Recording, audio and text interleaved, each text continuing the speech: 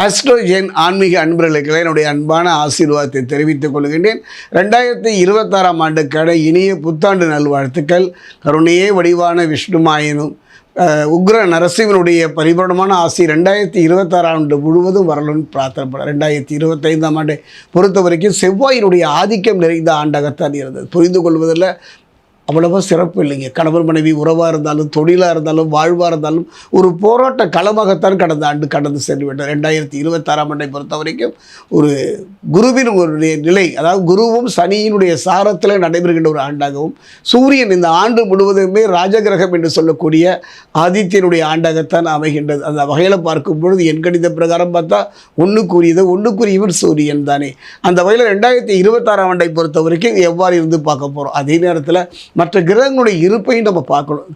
திருக்கணித பிரகாரம் பார்த்தீங்கன்னா கும்பராசியை பொறுத்தவரை 7வது சனியில் ஜென்ம சனியாக இருந்தவர் கொஞ்சம் ஒரு மூச்சு விடுற மாதிரி ஒரு வாய்ப்பு கொடுத்தார். அதுதான் அவர் பார்த்தீங்கன்னா பாத சனியாக வந்தார். அருமையான ஒரு பாடம்ங்க. ஒரு நல்ல ஆசிரியர் எவ்வாறு நடத்துவாரோ அதை விட கொஞ்சம் கடுமையான ஆசிரியராக இருந்து வாழ்க்கையில் காசுனா என்ன, பணம்னா என்ன, வாழ்க்கைனா என்ன, உறவுனா என்பதை அற்புதமாக விலக்கி நகர்ந்து விட்டார். இப்போது நல்ல அனுபவம் கிடைத்திருக்கும். அதே திருக்கணித பிரகாரம் தான் வாக்கிய பிரகாரமும் பார்த்திங்கன்னா சனி பயிற்சி. இந்த ஆண்டில் சனி பயிற்சி, குரு பயிற்சி, இந்த ஆண்டுடைய இறுதியில் ராகுகேது பயிற்சியை சந்திக்க போகின்றோம். அப்படிப்பட்ட ஒரு அருமையான சந்தர்ப்பம் எவ்வாறு இருக்கும் என்பதை பார்க்க போகின்றோம்.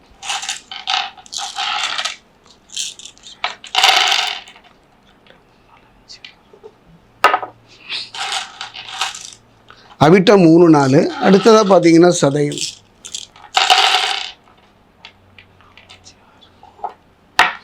அடுத்தது கும்பத்தில் இருக்கக்கூடிய பூரட்டாதி 1, 2, 3.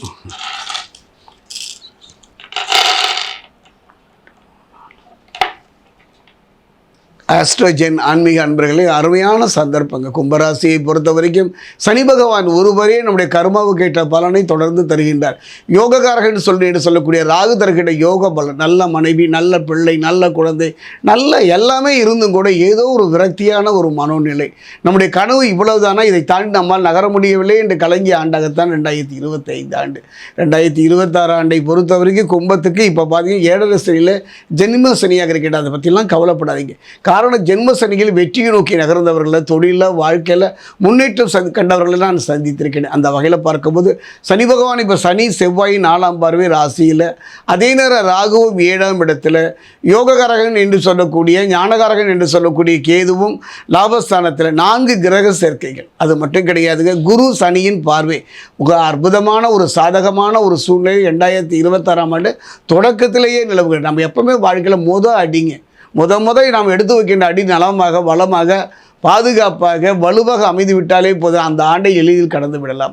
அப்படி பார்த்திங்கன்னா 5 கிரகங்கள் அற்புதமான ஒரு யோக பலனை தருகின்ற ஒரு காலம் கும்பராசிக்கு 2026ஆம் ஆண்டு. 7வது சனியினுடைய தாக்கம் குறைவதனால அதே நேரம் பார்த்திங்கன்னா ஆற்றலும் வேகமும் மேம்படும். எண்ணிய எண்ணங்கள் நிறைவேறும். நீங்கள் எண்ணுகின்ற எண்ணம் திருமணம் போன்ற சுபகாரியங்களாக இருந்தாலும் சரி, பிள்ளைகள் போன்ற கனவுகளாக இருந்தாலும் சரி, தொழில் சார்ந்த விஷயமாக இருந்தாலும் நீங்கள் எண்ணுகின்ற எண்ணம் 2026ஆம் ஆண்டில் படிப்படியாக உயர்வதை, நிறைவேறுவதை நீங்கள் உங்கள் முன்னாடியே பார்க்கலாம். அதே நேரம் பார்த்தீங்கன்னா குடும்பத்தில் ஒரு அமைதி, நிம்மதி ஏற்படும். இது ஒன்று தாங்க. குடும்பத்தில் நிம்மதி இல்லாமல் கவலையோடு கலைந்த நிம்மதியை தொலைத்தவங்க வாழ்க்கையில் குடும்பத்தில் நிம்மதி, ஒரு சந்தோஷமும், கணவன் மனைவி உறவு மட்டுமல்ல, பெற்றோர் உறவு மட்டும், உறவினர்கள் மத்தியில் இருந்து வந்த மன கசப்புகள் எல்லாம் படிப்படியாக மாறுவதை உணரலாம். அதே நேரத்தில் பார்த்தீங்கன்னா குடும்பத்தில் அமைதியும் நிம்மதியும் ஏற்படும்.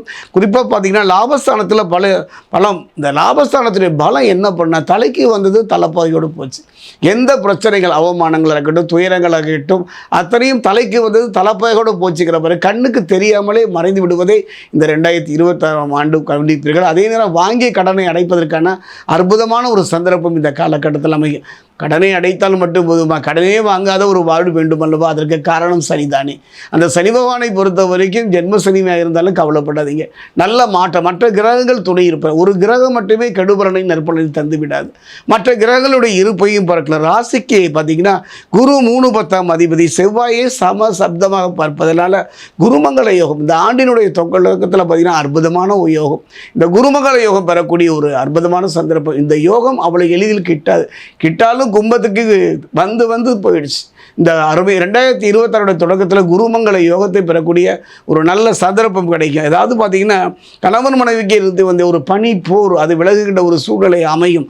அதே நேரத்துக்கு எடுக்கும் முயற்சியில் நல்ல பலன் கிடைக்கும். ராசிக்கு பார்த்தீங்கன்னா உங்களுடைய ராசிக்கு 5, 8க்கு அதிபதி யாருன்னு பார்த்தீங்கன்னா புதனும் 7ஆம் அதிபதியான சூரியனும் லாபஸ்தானத்தில் இணைவதனால ஒரு அற்புதமான யோகம் தாங்க புத ஆதித்ய யோகம். ஒரு மனிதனை பொறுத்த வரைக்கும் எத்தனை யோகம் இருந்தாலும் இந்த புத ஆதித்ய யோகத்துடைய சிறப்பே பிறரை தன் பக்கம் இருக்கிறது. கடை வைத்தாலும் மட்டும் போது கடையில் செல்வம் செழிக்க வேண்டும். நல்லா படித்தா மட்டும் போகாது, படிப்புக்கேற்ற வேலை கிடைக்க வேண்டும். அரசியலில், ஆன்மீகத்தில், பொது வாழ்க்கையில் நல்ல முன்னேற்றம் பெறக்கூடிய ஒரு சந்தர்ப்பம் கும்பராசிக்கு. அதை விட ஒரு முக்கியமான ஒரு விஷயம் சொல்லணுங்க. இந்த சிவராஜ யோகம் என்று சொல்லக்கூடிய ஒரு அற்புதமான யோகம் 2026ஆம் ஆண்டு இந்த ஆண்டினுடைய தொடக்கத்திலேயே கும்பராசிக்கு அமைகின்றது. இதனுடைய பலனை சொல்லி கேட்டிங்கன்னா அதிசயப்படுவீங்க. ஒரு மனிதன் வெற்றியை நோக்கி நகர முடியாமல் கணவன் மனைவி உறவுக்குள்ள கசப்பு, பிரிவு, எத்தனையோ ஏமாற்றங்களை சந்திக்கின்றார். செய்யாத குற்றத்துக்கு தண்டனை அனுபவித்து கண்ணீர் சிந்துகின்றார். இதற்கெல்லாம் காரணம் புதிதாகத்தானே இருக்கிறது. கவலைப்படாதீர்கள்.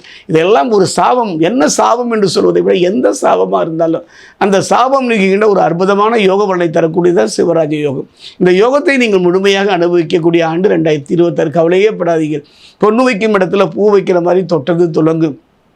அதே நேரம் திருத்தணி அருகே இருக்கக்கூடிய பாதசனீஸ்வரர் ஆலயம் சென்று சனி பகவானை ஒரு முறை அங்கு மனமுருக வழிபடுங்க. ஒரு தேங்காயை வாங்கி 2ஆக உடைச்சி அதில் நெய் நிரப்பி தீபம் ஏற்றி வழிபடுங்கள். அதே நேரம் சிவராஜ யோகம் கிடைத்திருப்பதனால சாபபாகம் விரைவில் விரைந்து நிம்மதி தர வேண்டும் என்று அதே ஆலயத்தில் இருக்கக்கூடிய சகஸ்ரலிங்கேஸ்வரருக்கு பாலோ, தேனோ, பன்னீரோ கொண்டு உங்கள் கையினாலேயே அபிஷேகம் செய்து அவரை வழிபடுவீர்களானால் அற்புதமான 3 யோக பலனை பெறக்கூடிய ஒரு ஆண்டாக 2026ஆம் ஆண்டு கும்பராசிக்கு அமைகின்றது.